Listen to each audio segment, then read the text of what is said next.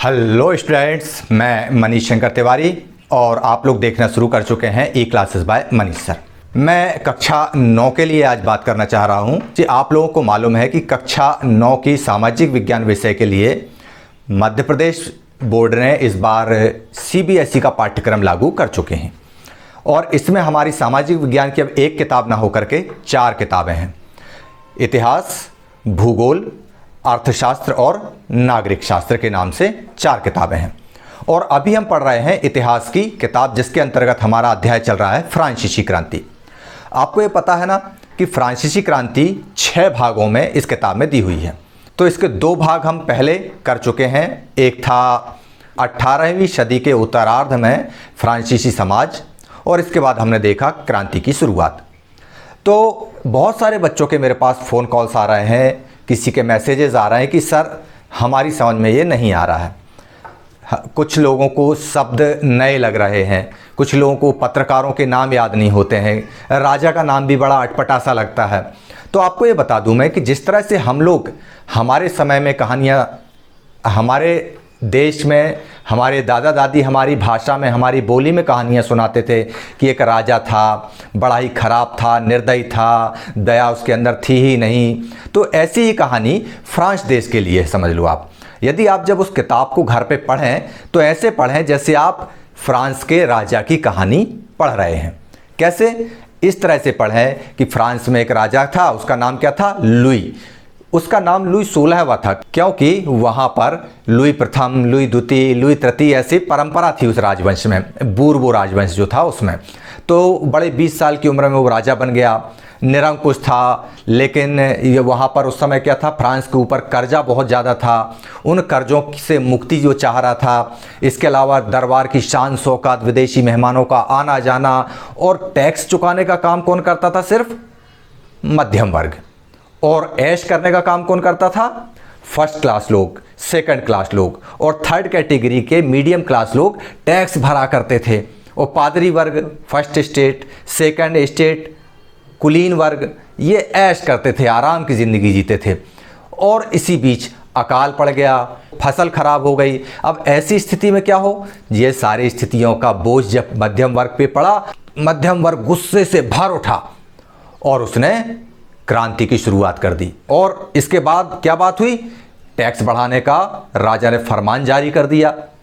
लोगों ने कहा भाई ऐसा कैसे हो सकता है, इतनी महंगाई के दौर में आप फिर से टैक्स बढ़ाने की बात कर रहे हैं और वो भी हम ही भरेंगे। एक तरफ हम चर्च को टाइल देते हैं और आप टाइल भी मांगने लगे, नहीं हम नहीं देंगे। राजा ने प्रतिनिधि सभा की, जनरल एस्टेट्स की मीटिंग बुला ली। मीटिंग में ये बोला कि 3 एस्टेट्स हैं, 3 एस्टेट्स के 3 वोट पड़ेंगे। मध्यम वर्ग अर्थात तीसरे स्टेट्स के लोगों ने बोला नहीं, हमारे जितने प्रतिनिधि बैठे हैं सारे लोग वोट करेंगे। 600 प्रतिनिधि बैठे हुए थे और बाकी स्टेट्स के 300 थे, 600 उनके थे, 600 इनके थे।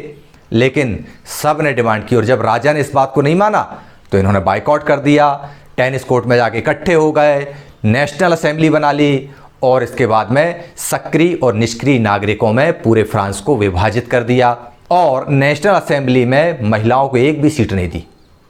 सारे के सारे 745 पुरुष बैठ गए और वोट देने का अधिकार किसको दिया? जो टैक्स चुकाता था, मतलब जो पैसे वाला था, अमीर था। तो डेफिनेटली एक तंत्र से छुटकारा मिला, दूसरे तंत्र के गले में फंस गए। मतलब सांप से छुटकारा मिला, बिच्छू के बाड़े में फंस गए, ऐसी कहानी आ गई थी। ये स्थिति ज़्यादा दिन तक रही नहीं और क्रांति की शुरुआत हो गई और इन अमीरों से भी बहुत जल्दी लोग परेशान होने लगे। तो आज हम इस अध्याय में यही पढ़ने जा रहे हैं कि आखिर क्रांति की शुरुआत के बाद क्या हुआ।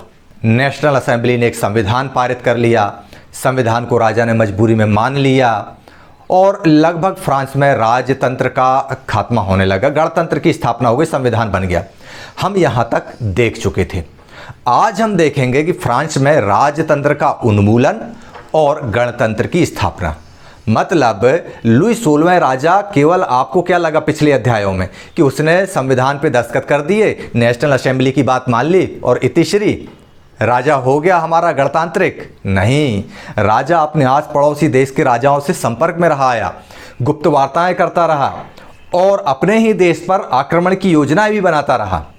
जब ये बात नेशनल असेंबली को पता चली तो उसने क्या किया और किस तरह से फ्रांस में दंगे भड़के, और इसके बाद जब राजा को फांसी पर लटका दिया गया और इसके बाद यहाँ पर जो गणतंत्र की स्थापना हुई, वह गणतंत्र की स्थापना भी एक आतंक की तरह था।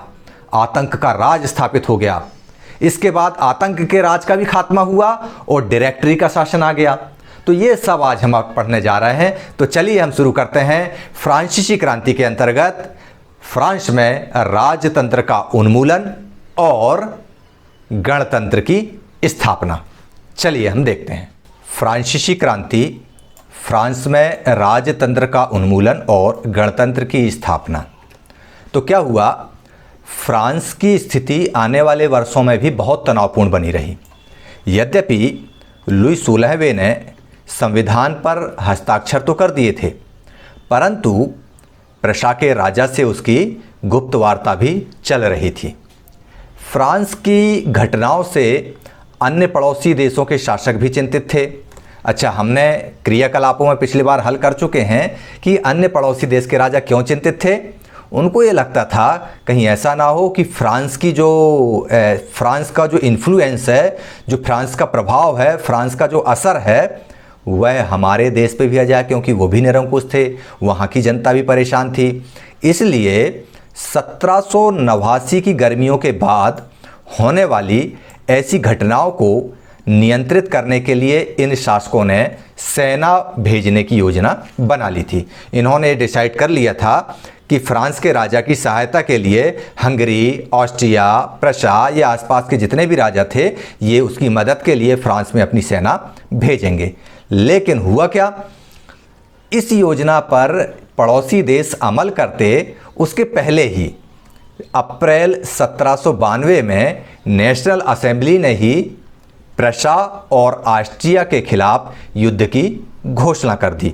और युद्ध की घोषणा का प्रस्ताव पारित ही नहीं किया, घोषणा ही कर दी। अब होने क्या लगा इससे, जब घोषणा कर दी तो इनके पास सैनिकों की आवश्यकता पड़ी, सेना की ज़रूरत पड़ी। तो सेना में भर्ती होने के लिए प्रांतों से हजारों स्वयंसेवी वहाँ पर जमा होने लगे सेना में भर्ती होने के लिए। और उन्होंने इस युद्ध को यूरोपीय राजाओं और कुलीनों के विरुद्ध जनता की जंग के रूप में इसे ले लिया। तो आप लोगों ने इसको समझा, इस प्रशा और ऑस्ट्रिया फ्रांस की जनता के ऊपर अटैक करते लुई 16वें के पक्ष में, उसके पहले ही नेशनल असेंबली ने यह प्रस्ताव पारित कर दिया कि हम युद्ध की घोषणा करते हैं। और युद्ध की घोषणा करते ही फ्रांस के विभिन्न प्रांतों से स्वयंसेवी लोग सेना में भर्ती होने के लिए निकल पड़े। लेकिन क्यों निकल पड़े, क्योंकि उन्होंने ये सोच लिया कि यूरोप में जितने भी कुलीन हैं, जितने भी हायर कैटेगरी के लोग जो हमारा शोषण कर रहे हैं, उनके खिलाफ तो हमें जंग लड़ना ही होगा। और बस इसीलिए वो निकल पड़े मैदानों में लड़ने के लिए। उनके होठों पर देशभक्ति के जो तराने थे, उनमें कवि रॉजेट द लायल द्वारा रचित मार्शिले भी था। ये रॉजेट का आप चित्र यहाँ पर देख रहे हैं। इस रॉजेट ने एक कविता लिखी थी। वह कविता गाते हुए चलते थे। जैसे हमारे देश की आज़ादी के समय देशभक्ति के गाने कौन गाते थे, सरदार भगत सिंह, चंद्रशेखर आज़ाद क्या गाते थे, मेरा रंग दे बसंती चोला। तो इस तरह से वो लोग भी गाने गाते हुए देशभक्ति के तरानों में डूब के निकलते थे और चले जाते थे। यह गीत पहली बार मार्शिलेस के स्वयंसेवकों ने पेरिस की ओर कूच करते हुए गाया था, इसलिए इस गाने को मार्शले नाम से ही जाना गया। वर्तमान में यही गाना फ्रांस का राष्ट्रीय गान भी है। तो अब हम आगे बढ़ते हैं, देखते हैं। क्रांतिकारी युद्धों से जनता को भारी क्षति एवं आर्थिक कठिनाइयाँ झेलनी पड़ी और पुरुषों के मोर्चे पर चले जाने के बाद घर परिवार और रोजी रोटी की जिम्मेदारी औरतों के कंधों पर आन पड़ी। ये बात आप भली भांति जानते हैं, हमने हमारे देश में देखा है। कलिंग का युद्ध के बाद में सम्राट अशोक का हृदय परिवर्तन हुआ था। क्यों हुआ था?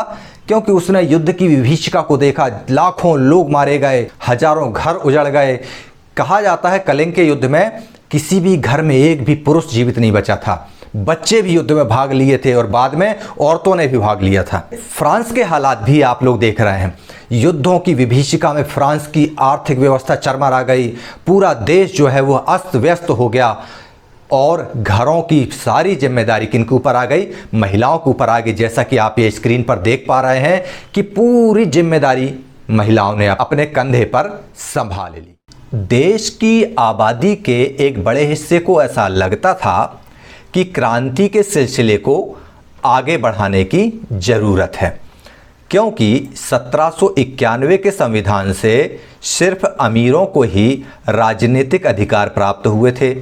लोग राजनीतिक क्लबों में अड्डे जमाकर सरकारी नीतियों और अपनी योजनाओं पर, अपनी कार्य योजनाओं पर बहस करते थे। फ्रांस की स्थिति इतनी ज़्यादा बिगड़ चुकी थी, इतनी ज़्यादा बिगड़ी होने के बावजूद भी समाज का एक वर्ग ये चाहता था कि ये क्रांति लगातार चलती रहे और तब तक चलती रहे जब तक हमको हमारे हक प्राप्त नहीं हो जाते। आखिर ऐसा क्यों था? इसके पहले एक पत्रकार महोदय ने संभावना व्यक्त की थी। आर्थर यंग ने भी कहा था, इसके बाद मराट ने भी कहा था कि आर्थर यंग ने कहा था कि एक व्यक्ति ऐश करे और दूसरे उसका भुगतान करें, ये संभव नहीं है। मरा ने क्या कहा था कि आपने एक बड़े कुलीनों के जुए को उतार फेंका है और उसकी जगह पर अमीर वर्ग आ गया है। वास्तव में जो शोषित था, जो छोटा मजदूर था, दिहाड़ी मजदूर था, उनको तो अधिकार अभी भी दूर की कौड़ी थे। ना उनको वोट डालने का अधिकार था, ना उनको सक्रियता से किसी सभा में भाग लेने का अधिकार था। इन सारे विषयों पे, नुक्कड़ नाटकों पे, जैसे हमारे यहाँ पे होता है ना, राजनीतिक चुनावों के दौरान फिर राजनीतिक चर्चाएं जगह जगह चौपालों पे होने लगती हैं, वैसे ही फ्रांस में अलग अलग क्लब बन गए। उन क्लबों में लोग इकट्ठा होने लगे और आपस में चर्चा करते कि क्या किया जाए। उन्हीं चर्चाओं में समाज का एक बहुत बड़ा वर्ग ये चाहता था कि ये क्रांति अभी जारी रहना चाहिए और तब तक जारी रहना चाहिए जब तक कि इसका रिजल्ट हमारे पक्ष में ना आ जाए। इनमें जैकोबिन क्लब जो था वह सबसे सफल था। अब आपको लग रहा होगा एक नया नाम आ गया, जैकोबिन। तो क्लब एक तरह से अड्डा होता है, या मतलब भारत में अगर हम बात करें तो चौपाल की तरह होते हैं। जैसे चौपाल पर बैठ के हमारे लोग चर्चाएं करते हैं ना, तो उसी तरह वहाँ पर क्लब हुआ करते थे। तो उन क्लबों में सबसे सक्सेस क्लब था जैकोबिन, जो बहुत ज़्यादा सक्रिय था, और उसका नाम पेरिस के भूतपूर्व कॉन्वेंट ऑफ सेंट जैकब के नाम पर पड़ा। ये जो है एक चित्रकार द्वारा बनाई गई है सेंट जैकब की फोटो, तो इसको देख के इनके नाम पर जो इसके अनुयायी होते थे वो कहलाते थे जैकोबिन। तो जो अब इस राजनीतिक समूह का अड्डा बन गया था, तो जो जैकब को मानने वाले लोग थे, उन लोगों के अनुयायी या उनकी बातों को मानने वाले जो थे, उन्होंने जो पॉलिटिकल क्लब बनाया था उस क्लब का नाम पड़ा जैकोबिन क्लब। अब इस पूरी अवधि में महिलाएं भी पीछे नहीं रहीं, क्योंकि सबसे ज़्यादा नुकसान अगर किसी का हुआ था तो वो महिलाओं का हुआ था। युद्ध में भाग नहीं ले पाए, उधर राजा ने उनको अवसर नहीं दिए, नेशनल असेंबली में भी वोट डालने का अधिकार नहीं मिला, तो उन्होंने भी अपने क्लब बना लिए और घर का कामकाज भी करती और क्लबों में जाकर अपने हक के लिए बातें भी करती। हम अगले अध्याय में हम इसको भी पढ़ेंगे कि एक क्रांति महिलाओं के हक के लिए भी फ्रांस में हुई थी। इसी के अंतर्गत जैकोबिन क्लब के सदस्य समाज में कम समृद्धि वाले हिस्से से आते थे। बहुत सारे क्लब थे, जैसा कि मैंने आपको बताया, आप लोगों ने पिछले अध्यायों में पढ़ा भी कि फ्रांस का समाज 3 स्टेट्स में बटा हुआ था। प्रथम स्टेट्स पादरी वर्ग का था, दूसरा स्टेट्स कुलीन वर्ग का था, तीसरे स्टेट्स में भी 3 भाग थे। पहले भाग में आते थे अमीर पढ़े लिखे लोग, दूसरे भाग में आते थे शिक्षित लोग, अमीर लोग, और धनिक व्यापारी, ये लोग पहले वर्ग के लोग थे। दूसरे वर्ग में आते थे थर्ड स्टेट्स में, चूँकि थर्ड स्टेट की सब कैटेगरीज थी। पहली सब कैटेगरीज में कौन आ गया? व्यापारी और बहुत ज़्यादा पैसे वाले लोग, अमीर लोग। दूसरे कैटेगरी में वकील और शिक्षित लोग, और तीसरी कैटेगरी में आते थे दिहाड़ी मजदूर, नौकर इत्यादि, ये सारे थर्ड कैटेगरी के लोग हुआ करते थे।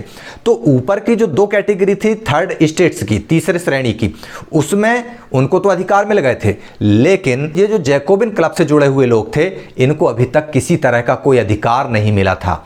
इसलिए इससे जुड़े हुए लोग कौन कौन थे, ये आप देख रहे हैं कि इनसे जुड़े हुए लोग छोटे दुकानदार थे और कारीगर, जैसे जूता बनाने वाले, पेस्ट्री बनाने वाले, घड़ी साज, छपाई करने वाले और नौकर तथा दिहाड़ी मजदूर शामिल थे। और उनके नेता का नाम था मैक्सिमिलियन रॉबेस्पियर। ये जो आप तस्वीर देख रहे हैं मैक्सिमिलियन रॉबेस्पियर की, ये इनका जैकोबिन क्लब का लीडर हुआ करता था, नेता हुआ करता था। जैकोबिनों के एक बड़े वर्ग ने डॉकयार्ड में काम करने वाले लेबर, डॉकयार्ड मतलब गोदी, गोदी मतलब समुद्र के किनारे जो जहाज माल उतारा करते हैं उनको हम गोदी बोलते हैं, उन कामगारों की तरह धारीदार पतलून पहनने का निर्णय ले लिया। ये जो आप देख रहे हैं, ये आपकी किताब में भी ये चित्र बना हुआ है, उसमें देखें आप कि ये धारीदार पतलून इस तरह से पहनने का उन्होंने डिसीजन ले लिया। ऐसा उन्होंने क्यों किया? ऐसा उन्होंने समाज के फैशन परस्त वर्ग, खास तौर से घुटने तक पहने जाने वाले ब्रीचेज, जैसा कि ये देख रहे हैं आप, ये घुटने तक पहने जाने वाले ब्रीचेज, जिसको हम हिंदी में हमारी भाषा में कह सकते हैं घोटन्ना, घुटने तक पहने जाने वाला घोटन्ना। तो पहनने वाले कुलीनों से खुद को अलग करने के लिए उन्होंने ऐसा किया।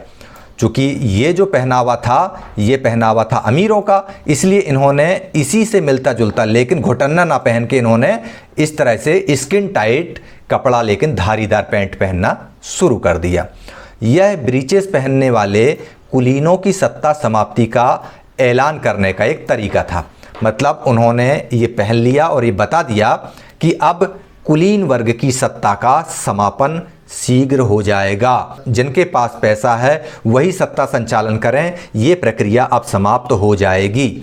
इसलिए जैकोबिनों को शॉकोलाट, इसमें आप अंग्रेजी में स्पेलिंग देख पा रहे हैं यहाँ पर, साइंस कोलॉट्स के नाम से जाना गया, जिसका शाब्दिक अर्थ होता है बिना घुटनने वाले। मतलब कुलीन वर्ग क्या करते थे? घुटने तक का कटा हुआ ढीला पैंट पहनते थे, धारी वाला, तो वो घुटन्ना कहलाता था। और जैकोबिन जो है वो फुल पैंट पहनते थे धारी वाली, वो कहलाए बिना घुटन्ने वाले।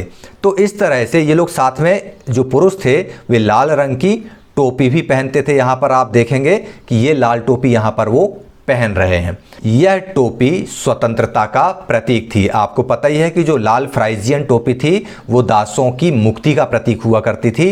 तो इसी तरह से ये लाल टोपी पहनकर अपने आप को स्वतंत्र घोषित करते थे। लेकिन महिलाओं को अभी भी ऐसा करने की अनुमति नहीं थी। आप ये देखिए कि महिलाओं को कितनी ज़्यादा, फ्रांस जैसा देश जिसको आज हम बड़ा विकसित देश कहते हैं, वहाँ पर महिलाओं को कितने संघर्षों के बाद में समानता का हक मिला है, इसे हम आगे देखेंगे। तो महिलाओं को इस तरह से ना लाल टोपी पहनने का हक था, ना ही उनको बिना घुटनने वाली इस तरह की पैंट पहनने का कोई अधिकार प्राप्त था। अब सन 1792 की गर्मियों में जैकोबिनों ने खाद्य पदार्थों की महंगाई एवं अभाव से नाराज होकर पेरिस वासियों को साथ में ले लिया और उनको लेकर एक विशाल हिंसक विद्रोह की योजना बना डाली। उन्होंने ये तय कर लिया कि अब आर्या पार करना ही है, चाहे जो हो जाए। और इसके लिए उन्होंने क्या किया कि 10 अगस्त की सुबह पेरिस का जो महल था, ट्यूलेरिये का महल, उस पर आक्रमण कर दिया, अटैक कर दिया। राजा के रक्षकों को, संरक्षकों को, सिपाहियों को वहाँ पर उन्होंने मार डाला और राजा को पकड़ लिया और कई घंटों तक उसको बंधक बनाए रखे।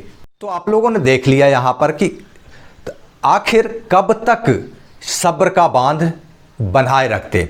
एक ना एक दिन इस सब्र के बांध को टूटना ही था। फ्रांस का जो गरीब गुरबा था उसको कोई हक नहीं थे, और जब उसको हक मिलने की बारी आई तो उन हकों को नोट वाले अमीरों ने, धनवान अमीरों ने छीन लिया, अपने पास फ्रीज कर लिया, इकट्ठा कर लिया, और ये बेचारे अवाक ठगे से रह गए। अब इनकी अगुवाई करने लगा जैकोबिन क्लब।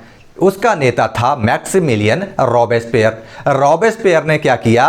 आक्रमण की योजना बना ली कि यार अब तो बहुत हो गई, महंगाई बढ़ रही है, सामग्री का अभाव हो रहा है, करो या मरो की स्थिति में वो लोग पहुंच गए थे और उन्होंने एक हिंसक विद्रोह की योजना बना ली।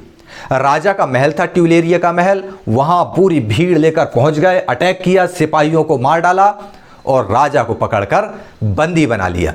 चलिए देखते हैं अब राजा के साथ उन्होंने क्या किया।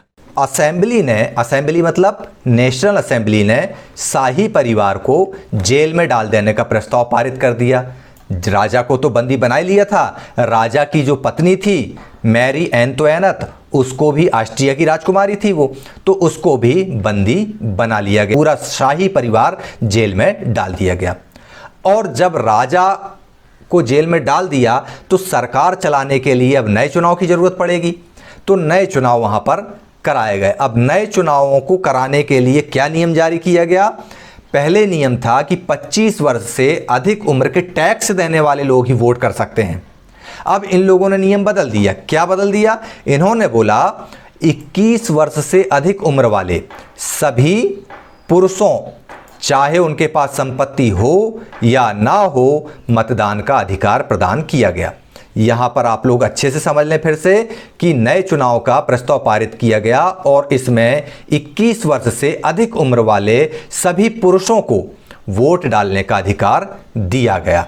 महिलाओं को अभी भी वोट डालने का हक नहीं है। यहाँ पर आप बहुत अच्छे समझ लें कि महिलाएं अभी भी यहाँ पर वोट नहीं डाल सकती हैं। नवनिर्वाचित असेंबली को कन्वेंशन का नाम दिया गया। ये जो कन्वेंशन है ये नाम दिया गया। नवनिर्वाचित असेंबली में यहाँ पर ये लोग आए और 21 सितंबर 1792 को इस कन्वेंशन ने राजतंत्र के अंत की घोषणा कर दी और फ्रांस जो है एक गणतंत्र देश घोषित हो गया।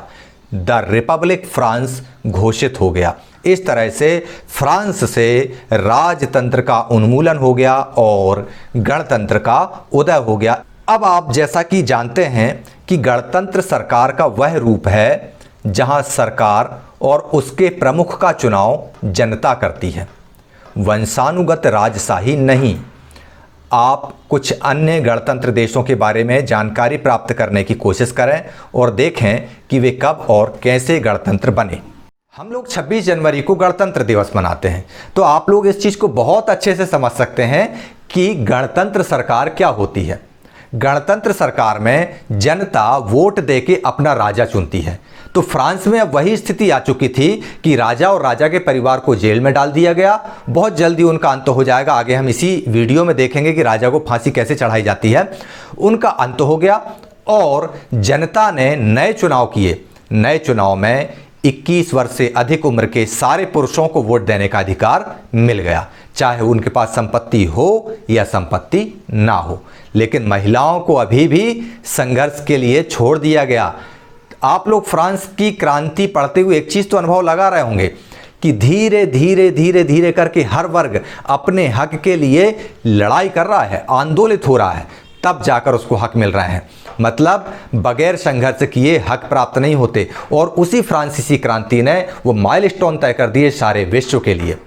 तो उस विश्व में आपका ये काम है, आपका ये होमवर्क है कि पता लगाइए कि ऐसे कौन कौन से देश हैं और कब कब गणतंत्र बने। जैसे हमारा देश 26 जनवरी 1950 को गणतंत्र बना।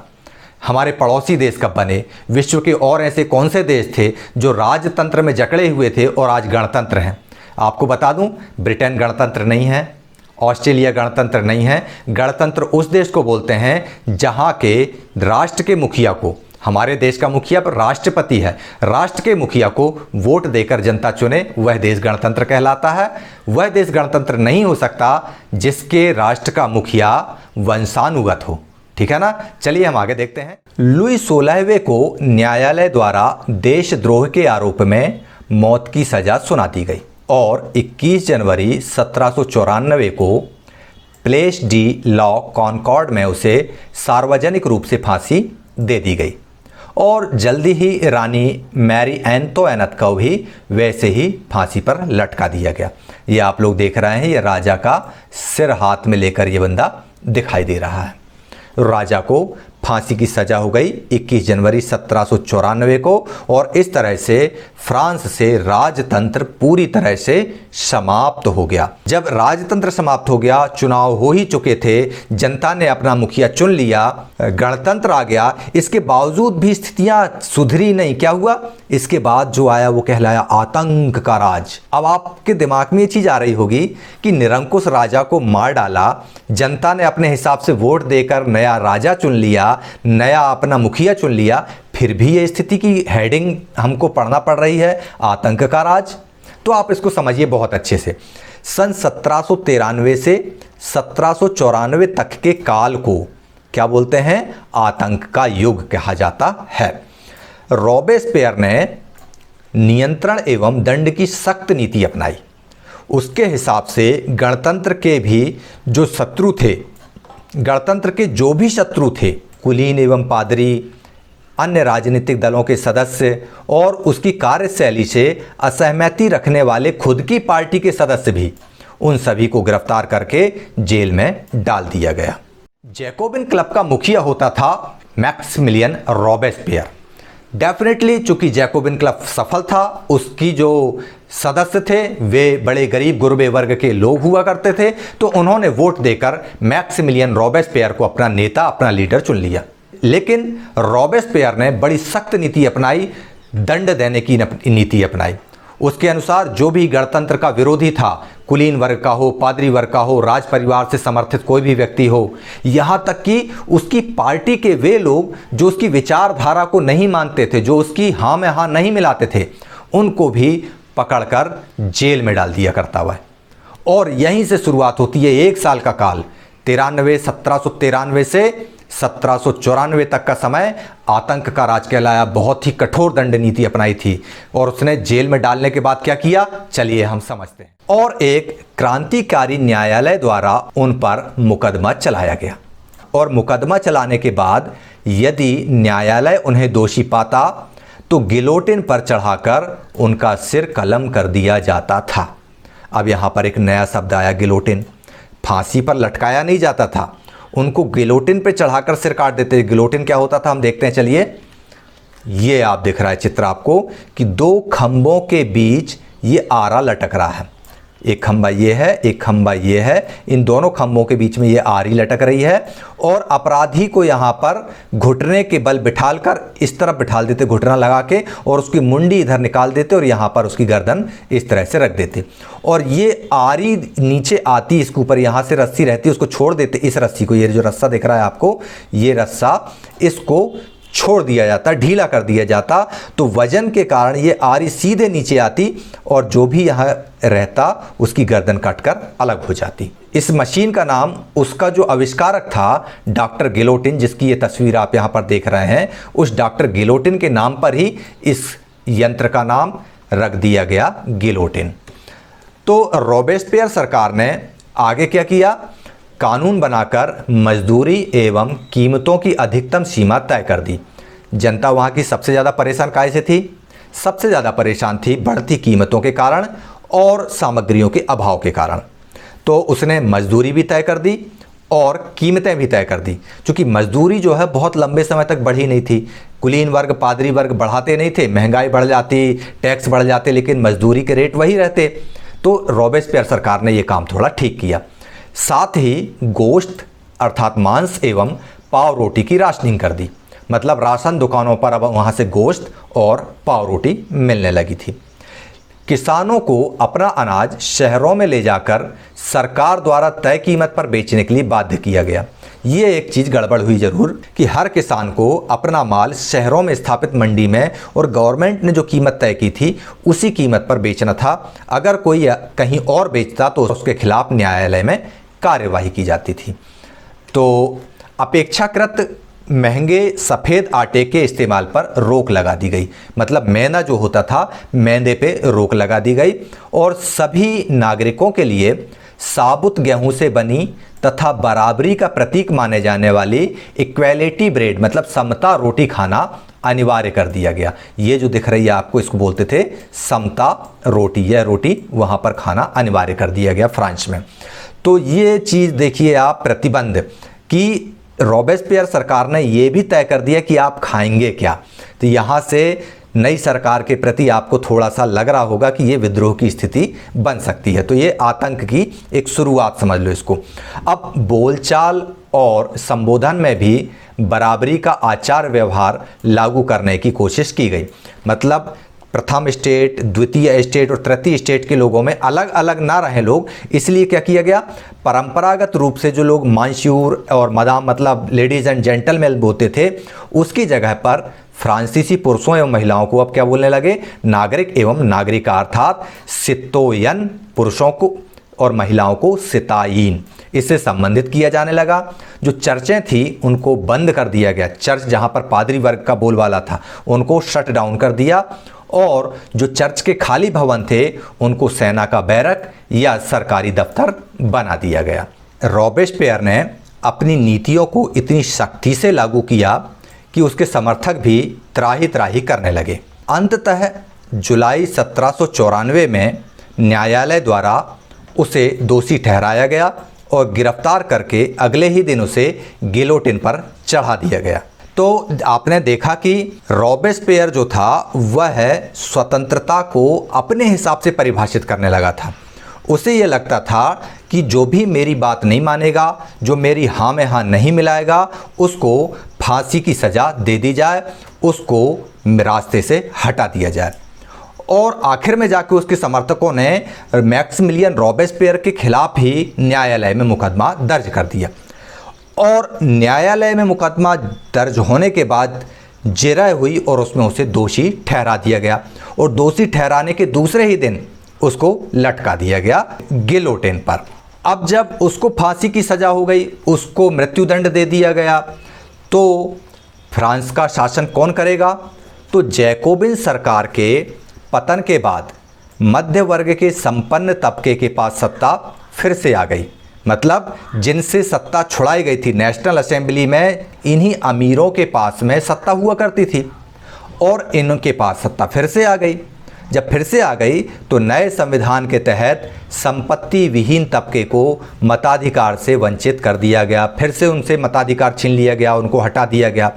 और इस तरह से इस संविधान में 2 चुनी हुई विधान परिषदों का प्रावधान था। इन परिषदों में 5 सदस्यों वाली एक कार्यपालिका, जिसे डायरेक्टरी कहा जाता है, उसको नियुक्त किया गया। तो इस तरह से 5 सदस्यों वाली कार्यपालिका को हमने यहाँ पर नियुक्त कर दिया। अब इसको आप समझें इस तरह से, इस प्रावधान के जरिए जैकोबिनों के शासनकाल वाली एक व्यक्ति केंद्रित कार्यपालिका से बचने की कोशिश की गई, लेकिन डायरेक्टरों का झगड़ा अक्सर विधान परिषदों से होता और तब परिषद उन्हें बर्खास्त करने की चेष्टा करती। ऐसा क्यों होता आखिर? उधर लुई 16वें की सत्ता का उन्मूलन हो गया, जैकोबिनों की जो रॉबेस्पियर सरकार थी उसका भी अंत हो गया और वापस सत्ता उन अमीरों के पास आ गई जो टैक्स चुकाते थे और वोट देते थे। इन लोगों ने इस बार यह डिसाइड कर लिया कि लुई 16वें और जैकोबिनों का रॉबेस्पियर ये एक व्यक्ति केंद्रित सत्ता थी। जब सत्ता किसी एक व्यक्ति के पास केंद्रित होती है तो वह व्यक्ति तानाशाह की तरह व्यवहार करने लगता है। उसे यह लगता है कि मैं ही श्रेष्ठ हूं और मैं जो कह रहा हूं वही सत्य है।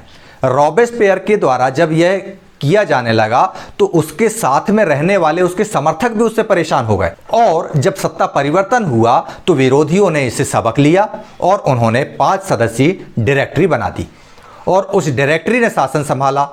लेकिन चूंकि विधान परिषदों में जैकोबिन क्लब के मेंबर भी बहुतायत में थे तो वो इन डायरेक्टरीज के सदस्यों का विरोध करते और इन डायरेक्टरीज के मेंबर्स को वहां से हटाने की कोशिश करते। डायरेक्टरी की इस राजनीतिक अस्थिरता ने सैनिक तानाशाह नेपोलियन बोनापार्ट के उदय का मार्ग प्रशस्त कर दिया। इसको हम फिर कभी चर्चा में करेंगे, इसके लिए एक अलग से लंबा विषय है ये, उस पर हम बाद में चर्चा करेंगे। चलिए अब देखते हैं सरकार के स्वरूप में इन सभी परिवर्तनों के दौरान स्वतंत्रता, विधि सम्मत समानता एवं बंधुत्व जो है प्रेरक आदर्श बने रहे। इन मूल्यों ने आगामी सदी में न सिर्फ फ्रांस बल्कि बाकी यूरोप के राजनीतिक आंदोलनों को भी प्रेरित किया। मतलब ये नहीं रहा यहाँ तक कि केवल फ्रांस ही इससे प्रभावित हुआ हो। फ्रांस की इन घटनाओं ने केवल फ्रांस को तो आज़ाद करा ही दिया, यूरोप के अन्य देशों की जनता ने भी इससे प्रेरणा ली और इस रास्ते पर चल पड़े। इस तरह से फ्रांस की जो ये क्रांति थी इसने एक माइलस्टोन तय कर दिया गरीबों, शोषितों, दमितों के प्रति। अब हम आगे बात करते हैं कि स्वतंत्रता क्या है और स्वतंत्रता को लेकर के सबके अपने अपने विचार होते हैं। तो यहाँ पर भी 2 परस्पर विरोधी विचार आपके सामने रखे जा रहे हैं और इसके बाद आप अपनी समझ को विकसित कीजिए कि स्वतंत्रता या लिबर्टी क्या है। क्रांतिकारी पत्रकार कैमिल डेस्मोलिन्स ने सन 1793 में यह लिखा और उन्होंने जो लिखा उसको पढ़ने के बाद उसको फांसी की सज़ा दे दी गई। क्या लिखा देखते हैं। ये पत्रकार डेस्मोलिन्स को आप यहाँ तस्वीर में देख पा रहे हैं। उसने लिखा, कुछ लोगों का मानना है कि स्वतंत्रता एक शिशु के समान है जिसे परिपक्व होने तक अनुशासन की अवस्था से गुजरना आवश्यक है। पर सत्य कुछ और है। स्वतंत्रता सुख है, शांति है, विवेक है, समानता एवं न्याय है और यह अधिकारों का एक घोषणा पत्र है। आप शायद अपने सभी दुश्मनों का सिर काट देना चाहते हैं। क्या इससे बड़ी बेवकूफ़ी कोई और हो सकती है? क्या ऐसा संभव है कि किसी एक व्यक्ति को आप फांसी के तख्ते तक ला रहे हैं और उसके सगे संबंधी आपके दुश्मन ना बने? यह तो संभव हो ही नहीं सकता। तो इस तरह से आपने डेस्मोलिन्स का एक विचार सुना। अब इसी स्वतंत्रता पर रॉबेस्पियर ने 7 जनवरी 1794 को कन्वेंशन में एक भाषण दिया जो ला मॉनिटर यूनिवर्सल नाम के अखबार में छपा। उसने क्या कहा देखते हैं। लोकतंत्र को स्थापित और सुदृढ़ करने के लिए संविधान सम्मत शांति प्रशासन के लिए हमें सबसे पहले अत्याचारी निरंकुशता के विरुद्ध स्वतंत्रता की लड़ाई को अंतिम परिणति तक पहुंचाना होगा। घरेलू गणतंत्र के घरेलू एवं बाहरी दुश्मनों का विनाश करना आवश्यक है, अन्यथा हम खुद नष्ट हो जाएंगे। क्रांति के दौर में लोकतांत्रिक सरकार आतंक का सहारा ले सकती है। आतंक बस कठोर, तुरंता और अनम्य है, जिसका प्रयोग पितृभूमि की अत्यावश्यक ज़रूरतों को पूरा करने के लिए ही किया जाएगा। आतंक के जरिए स्वतंत्रता के दुश्मनों पर अंकुश लगाना गणतंत्र के संस्थापक का अधिकार है। तो उसने क्या बोला? रॉबेस्पियर ने डेस्मोलिन्स के जस्ट अपोजिट बात की। उसने कहा कि हमने जिन निरंकुश शक्तियों के खिलाफ लड़कर स्वतंत्रता हासिल की है, तो ऐसी स्थिति में वे शक्तियां पुनः सिर न उठा लें, चाहे फिर वे घरेलू शक्तियां हों या बाहरी शक्तियां हों, उनका विनाश करना आवश्यक है और इसके लिए हम आतंक का सहारा ले सकते हैं। तो इस तरह से आपने 2 विचारों को सुना। लुई 16वें का शासन का अंत देखा इस अध्याय में आपने, रॉबेस्पियर की जैकोबिन सरकार का अंत देखा आपने और डायरेक्टरी के शासन को देखा आपने। अब बारी है आपको इस अध्याय पर आधारित कुछ जरूरी क्रियाकलापों को करने की। क्रियाकलाप 1, इस चित्र को ध्यान से देखें। ये जो बाजू में ये चित्र बना हुआ है, इसको ध्यान से देखें और उन वस्तुओं की सूची बनाएं जिन्हें आपने राजनीतिक प्रतीकों वाले अध्याय में देखा था, जैसे लाल टोपी, टूटी हुई जंजीर, छड़ों का बर्छीदार गट्ठर, अधिकारों का घोषणा पत्र इत्यादि। पिरामिड जो है वो समानता का प्रतीक है, जिसे अक्सर एक त्रिभुज के रूप में दिखाया जाता था। इन प्रतीकों की सहायता से चित्र की व्याख्या करें और स्वतंत्रता की प्रतिमूर्ति इस महिला मूर्ति के बारे में आपके क्या विचार हैं। तो इस मूर्ति को आपको, इस फोटो को देख करके अपने विचार, इसके हाथ में जो जो चीज़ें हैं प्रतीक, उनकी व्याख्या करना है और इस पूरे चित्र की व्याख्या करके आपको लिखना है। पहला क्रियाकलाप आपका यह हो गया। दूसरा क्रियाकलाप वही डेस्मोलिन्स के विचार और रॉबेस्पियर के विचारों की तुलना करें। राज्य शक्ति के प्रयोग से दोनों का क्या तात्पर्य है? निरंकुशता के विरुद्ध स्वतंत्रता की लड़ाई से रॉबेस्पियर का क्या अर्थ है और डेस्मोलिन्स स्वतंत्रता को कैसे देखता है? इसके लिए चाहें तो आप लोग एक बार फिर से डेस्मोलिन्स और रॉबेस्पियर के विचारों को पढ़ सकते हैं और इसके बाद व्यक्तिगत अधिकारों के बारे में संविधान में कौन से प्रावधान थे, इस विषय पर आपस में चर्चा करें और क्रियाकलाप के दौरान इसे लिखित में भी लिख कर रखें। इस तरह से आपको डेस्मोलिन्स और रॉबेस्पियर के बीच में जो स्वतंत्रता के विचार हैं उनकी तुलना करते हुए क्रियाकलाप 2 हल करना है। अब बारी है क्रियाकलाप 3 की, कि यहाँ पर आगे एक चित्र दिखाई देगा। उस चित्र में आपको जो जनसमूह दिख रहा है उसकी वेशभूषा, भूमिका और क्रियाकलाप का वर्णन करना है और यह बताना है कि चित्र को देखकर क्रांतिकारी उत्सव की छवि कैसे बनती है। तो ये चित्र है, इसमें इस जनसमूह की वेशभूषा, इसकी भूमिका और क्रियाकलाप पे आपको एक छोटा सा नोट्स लिखना है और इस पूरी छवि को देखकर, ये जो पूरी छवि दिख रही है आपको पूरे कैनवास पे, स्कैन पे, इसको देख करके आपको ये बताना है कि ये क्रांतिकारी उत्सव की छवि कैसे इसमें आपको दिखाई दे रही है। तो इस तरह आपने आज इस वीडियो को बड़े अच्छे तरीके से समझ लिया होगा कि फ्रांस से राजतंत्र का उन्मूलन कैसे हुआ, गणतंत्र की स्थापना कैसे हुई, लेकिन अभी भी जिस लक्ष्य को लेकर फ्रांस के गरीब, गुरबा, दलित, शोषित और श्रमित लोग आगे बढ़े थे, वो लक्ष्य अभी भी दूर है। फ्रांस की क्रांति के अंतर्गत यह तीसरा अध्याय हम पढ़ रहे थे। 3 अध्याय और अभी बाकी हैं। मतलब हम फ्रांस की क्रांति के मध्यांतर में पहुंच चुके हैं, इंटरवल की पोजीशन पर पहुंच चुके हैं। और अब हम आगे के 3 अध्यायों में देखेंगे कि किस तरह से वो जो नॉन वोटिंग राइट्स वाली पब्लिक थी, सिटीजन्स थे, वो जो महिलाएं थीं, उन्होंने अपने हक पाने के लिए क्या किया। तो कक्षा 9 के विद्यार्थियों से मैं कहूँगा कि ई क्लासेस बाय मनीष सर से हम लोग अभी फ्रांसीसी क्रांति के शेष 3 अध्यायों को भी इसी माह में, इसी हफ्ते में और अगले हफ्ते में, इन 2 हफ्तों में ख़त्म कर देंगे। इसके बाद हम अन्य 3 किताबें जो हैं, नागरिक शास्त्र है, अर्थशास्त्र है और भूगोल है, इसके बारे में पढ़ेंगे। तो आप लोग अपने कमेंट्स करके ज़रूर बताइए कि फ्रांसीसी क्रांति के बाद हम किस किताब का अध्याय आरंभ करें। क्या नागरिक शास्त्र पढ़ना है आपको, या भूगोल, या अर्थशास्त्र? जो आप मुझे सजेस्ट करेंगे, जिसका आप सुझाव देंगे, उस अध्याय का वीडियो मैं आपके लिए बनाकर प्रस्तुत करूंगा। तो चलिए ठीक है, आप लोग देखते रहिए ई क्लासेस बाय मनीष सर, और मैं मनीष शंकर तिवारी आप लोगों से विदा लेता हूं। उसके पहले आपको मैं देता हूं स्वतंत्रता दिवस की हार्दिक हार्दिक शुभकामनाएं। जय हिंद।